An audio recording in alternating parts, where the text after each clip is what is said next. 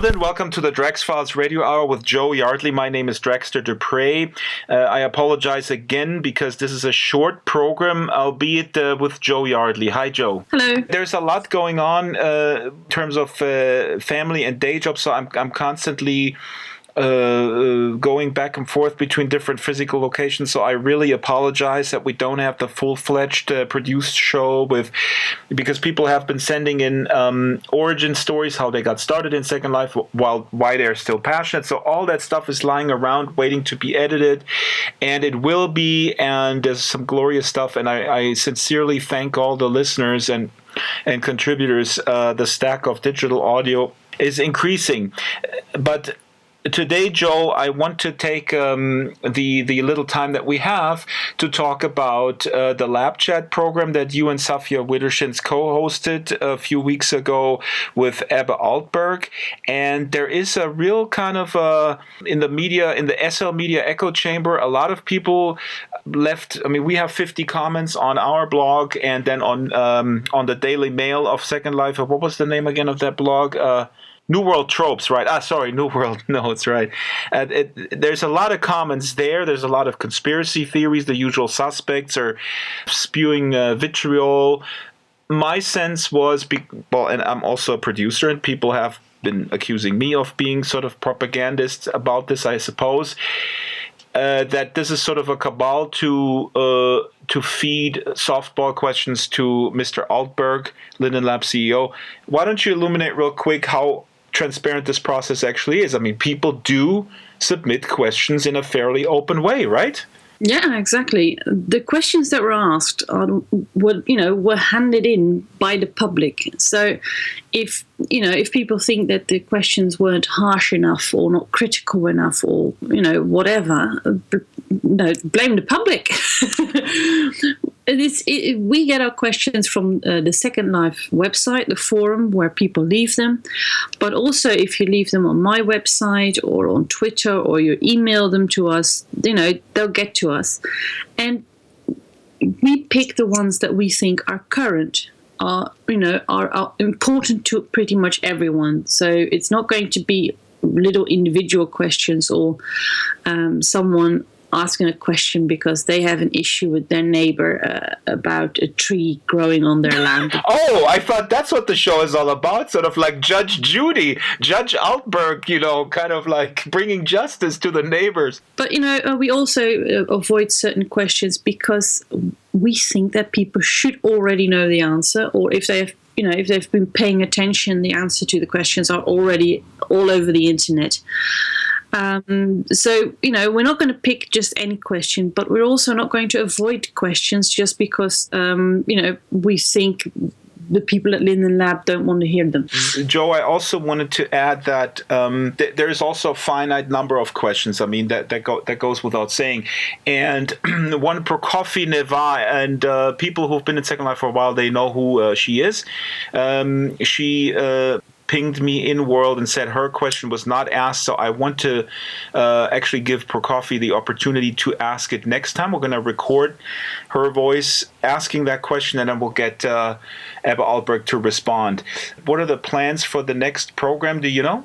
Yes, well, we are still working towards that. It's not completely sure, and we haven't got a date yet, but we are hoping there are going to be more questions. And I hope that everyone who's had who's been commenting on it and who thinks that we've been asking the wrong questions, or let's put it this way, who think that the other people of the audience have not been handing in the right questions, are going to hand in their own questions. So if you're not happy with what we asked, go and ask it yourself. The thing that got a lot of comments on our blog and other blogs is the quote-unquote cannibalization aspect of creating a new virtual world or a similar product in that same space, basically. So, people may exit Second Life in droves and go to Sansar. I thought Ebbe's answer was actually quite honest, that he is also concerned about it, that there will be some effect like that. But I don't understand the entire sort of brouhaha about this issue to begin with. Me neither. I mean, I think it's all pretty obvious. But the thing is, if Sansar isn't going to cannibalize Second Life, someone else is going to. And I think that you're perhaps a little bit naive if you think that Second Life can go on forever the way it is going now. I mean, of course it can, but it will never grow much more. It will only continue to decline. And, eventually there's just going to be 20 people in a virtual pub somewhere on the last server Linden Lab is paying for. But eventually we have to move on. We're all complaining about Second Life having to improve in many, many ways. And Linden Lab is now doing that in one massive giant leap. We have to do it. I don't think it's much of an alternative. And I think that virtual reality is going to be huge next year.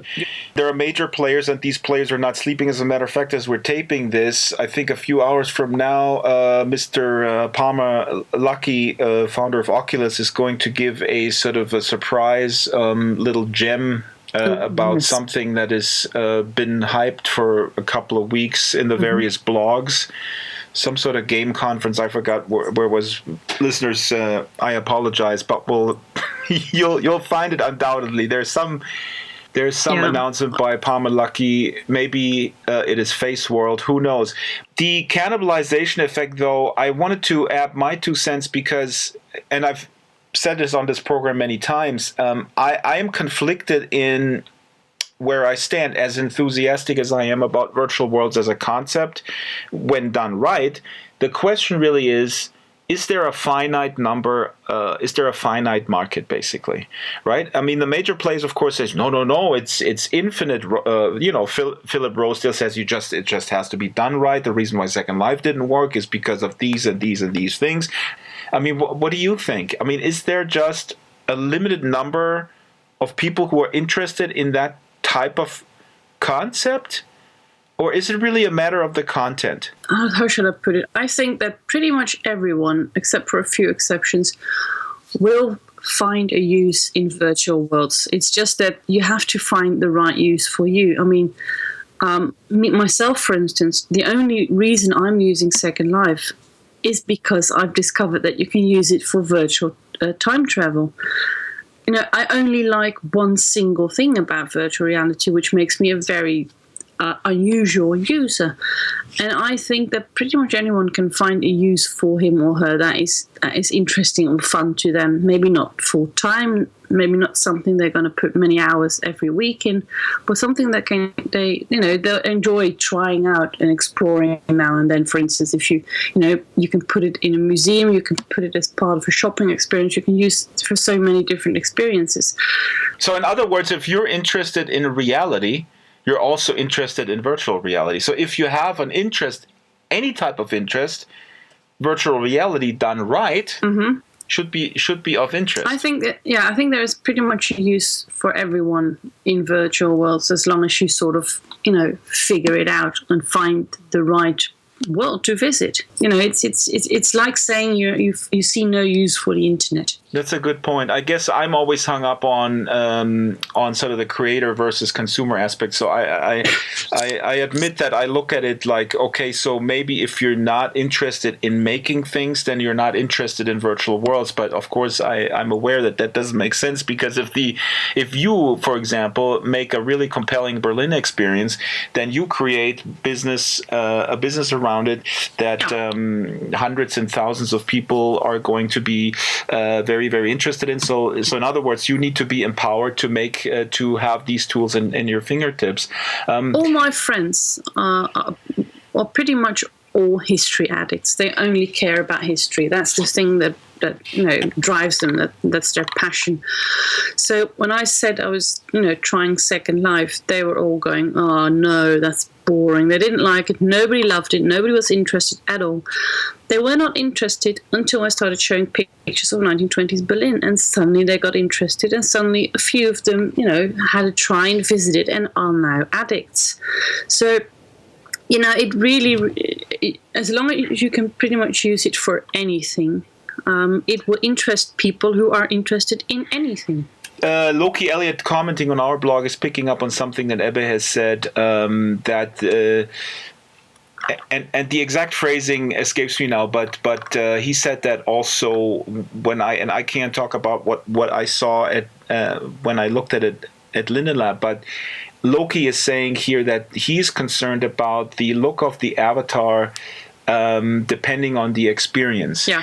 But I think what Ebbe is trying to say here is that when you're the creator of any which one experience, you can then determine how this avatar looks like, similar to you in Berlin have you have a dress code. Yeah. So that might be a dress code that may extend to maybe a skin. Let's say you have an experience where dragons fight other dragons.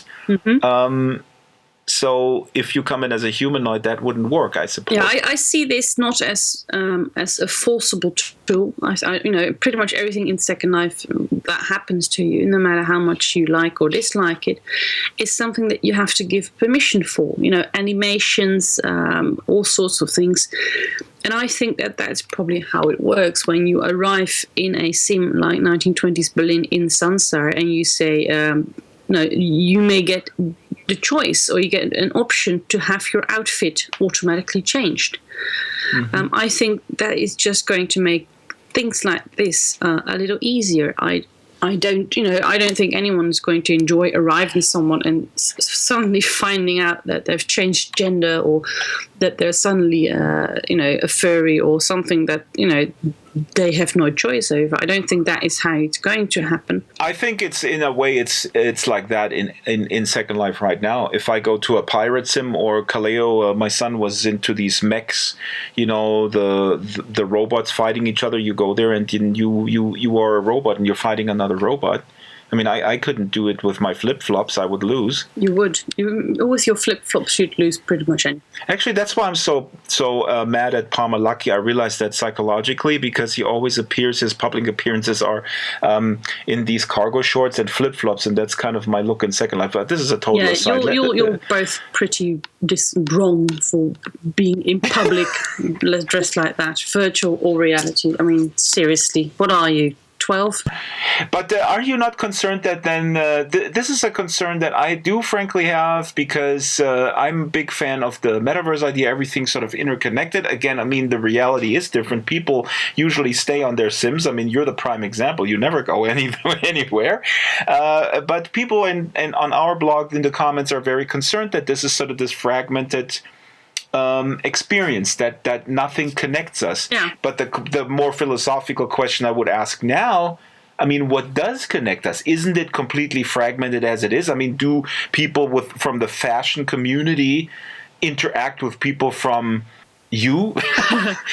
Well, it's a bit worrying to try and imagine, or a bit difficult to try and imagine how this Sansar world is going to be connected, because there will be some sort of connection. How are you going to find another place? I remember in my early days when I used to go somewhere, I used to go and have a little walkabout and wander into Sims next door and find new people and new things, which was fun. I remember going, the only reason I'm still in Second Life is because I used a search option, and even though it is heavily handicapped, I did find a 1930s themed place that I really, really loved, and it's the only reason I'm still in Second Life. So how are you going to find all these experiences? Is there going to be one website? Is it going to be through Google? I mean, that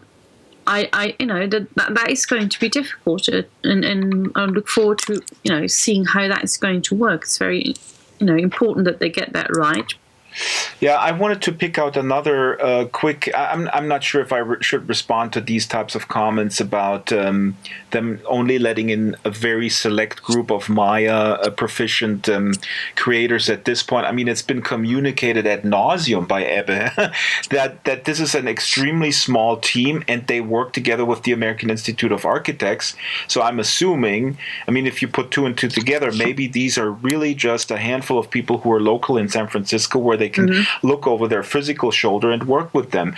It has this to extrapolate from that content creators will have to purchase Maya in order to get get in there and get going is so beyond ridiculous that I don't know why I even address it. I mean, yeah. Well, this is one of the reasons why we heavily censor the questions asked for lab chat. If you know exactly. Thanks for saying that. I can imagine that. I mean, that's what people don't understand. I mean, for every sensical question, there's probably 50. Why does evil Altberg not let me in? Yeah.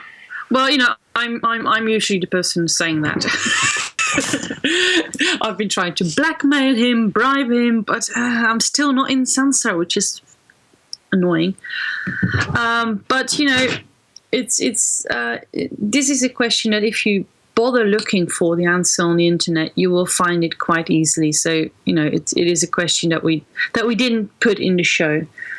And the people at Linden Lab use Maya for everything they do. So it is quite interesting for those first couple of people to understand Maya and know it as well and use that, so they don't have to.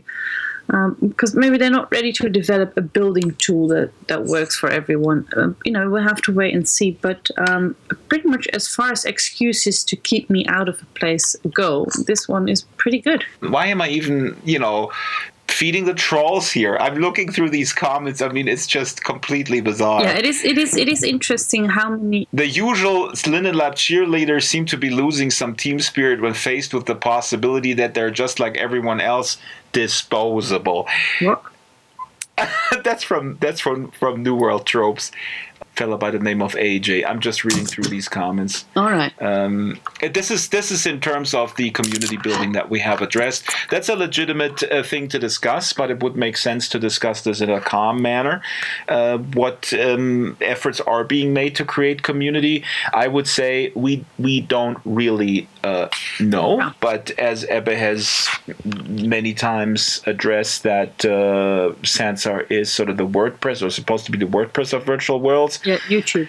A lot of fragmented small communities where you can hop from YouTube channel to YouTube channel with a click. Yeah, exactly. And it would be nice if there is some sort of way to look around and see other places from where you are. So I do understand why people are worried that is going away. But this is the mainland concept, and the mainland is totally awesome. And I'm absolutely in the camp of worrying a little bit that general idea is getting lost. But you can argue it is already lost, or it was lost with the advent of private regions. I was just in Edinburgh.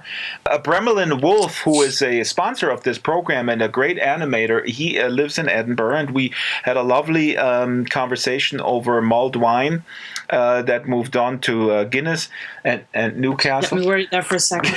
Yeah, but we were talking about the loss of the mainland concept. We both love the mainland. I don't spend nearly enough time there, time as I should there. But what can I say? Linden Lab is a business, and they're trying to survive in an extremely competitive marketplace. If people were so enamored about the mainland, I think people should go and buy mainland right now. One more word on. Oh, by the way, I mean we all know that purchase maintenance fees have been lowered. I know there's a lot of cynical comments about that too. One quick word before I forget about avatars, because Loki Elliott was asking that he was expressing that he was concerned about avatar compatibility. In that realm, Adobe has acquired a company called Mixamo, where you can sort of drag and drop avatar bits and create your own avatar. That's how we made the avatars for high fidelity, and that is now a product within the Adobe Creative Cloud called Fuse.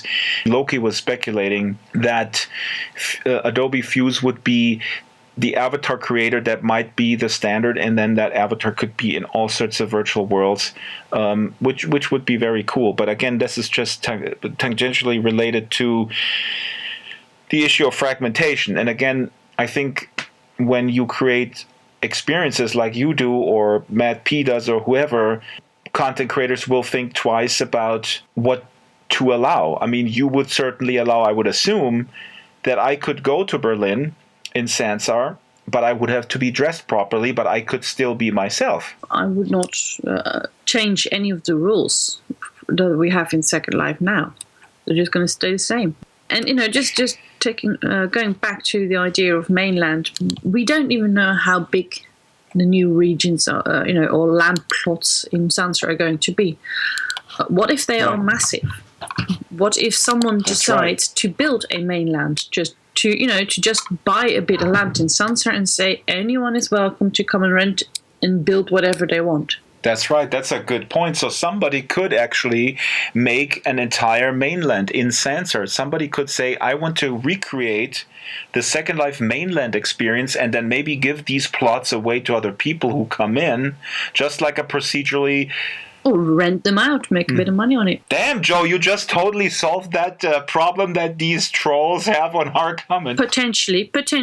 We do not know how big the regions in Sansa are going to be. They might be too small for this. We have to wait and see. But I've heard several times that they're going to be big. And they're going to be free because server space is... Or cheap anyway. Server space is very affordable. In this context, I always wanted to mention that I find... I mean, the verdict is out. We don't know who will win this race, or maybe there will be several winners. Maybe there will be niche, or maybe Sansa will be purchased by Face World, and then it's all over. I am on the side of the people who were a bit critical and cynical about the tier lowering price, though, I have to admit. Okay, too little, too late? I think it's a step in the right direction, and I hope they're going to put more, make more things cheap. But I think they should sell them for free, free setup costs. And if you're able to lower them this much, the amount of money you make on setup costs isn't extremely important for your profit. But you can buy a region for just $100 if you buy a second-hand one, and that is pretty much what everyone who isn't a noob is doing these days. You go to one of those land selling groups and you say anything for sale, and you get a second-hand region, which is generally a fraction of what it would cost to buy a new one. It doesn't mean much. It's a gesture, nothing more. Yeah. Linden Lab is a business that has a revenue stream, and they decided to use part of that revenue stream to create a new product so they can stay alive, which I welcome because I like their approach to virtual worlds, and call me a fanboy or whatever. There is no other virtual world product that has had that longevity or has been so successful, and despite some decisions that were made that are not perfect and maybe downright wrong from the corporate level on downwards. Anybody who makes decisions makes mistakes, and this is a enormously complex world to run, and I would welcome all of these naysayers and constant people who constantly bitch about Linden Lab ruining their lives to attempt to get a little OpenSim plot and run that thing, okay, and just see how complex it is once you deal with actual people. Or maybe you should try to go become a teacher and work with 35 kids in the classroom. No, thank you. No way I'm doing that. I'm avoiding young people in general.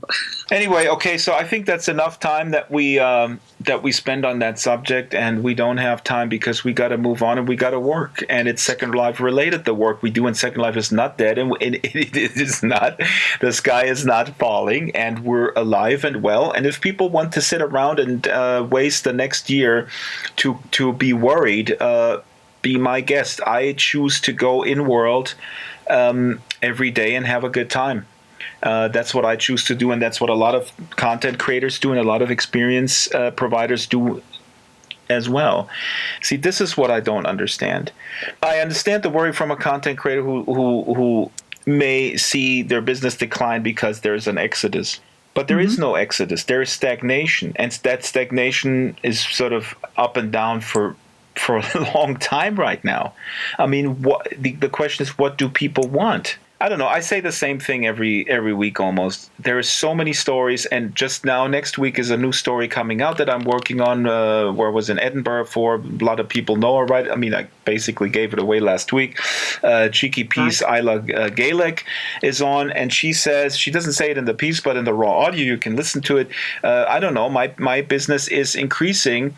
Maybe existing customers buy more. So that's from a business perspective.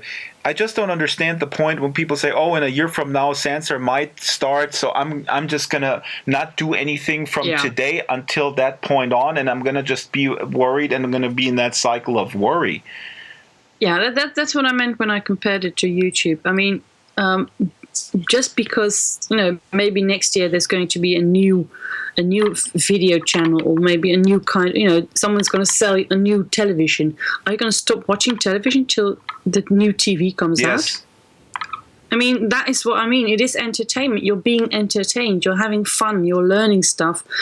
So what if things are going to change dramatically next year? How is that going to stop you amusing yourself till then? In closing, please support this program. I spared you the spiel this week. Please support the program. Also, there has been a Terms of Service, Linden Lab Terms of Service update. Inara Pay has been blogging about this. So please read up on that. We'll link to it. Of course, you can also choose to go on the Daily Mail comment section. I mean, the Second Life version of the Daily Mail comment section. And then bitch about that Linden Lab hates you and is ruining your life. If that's your thing, if that's your definition of entertainment that is enjoyable, sure, there is. Yeah, as Mr. Lennon once said, whatever gets you through the night. Oh, I thought he said it takes all kinds. Oh, that was my. Yeah, he also said, imagine there's no heaven. He said loads of things. I think my grandmother used to say, and I can't say it, I have to translate it. She used to say, for the one who likes one particular thing, that thing is the best. Well, you can't argue with that. I know. That's really hard to argue with. Germans and their common sense.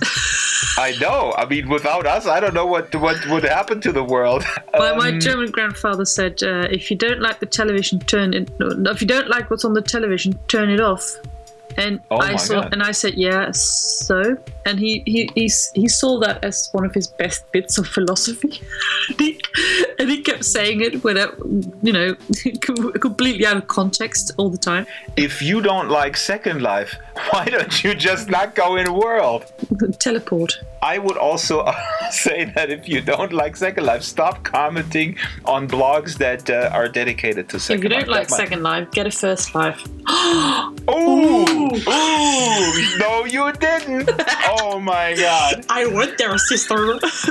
Oh, she went there. Oh, whoa. Don't go American on me.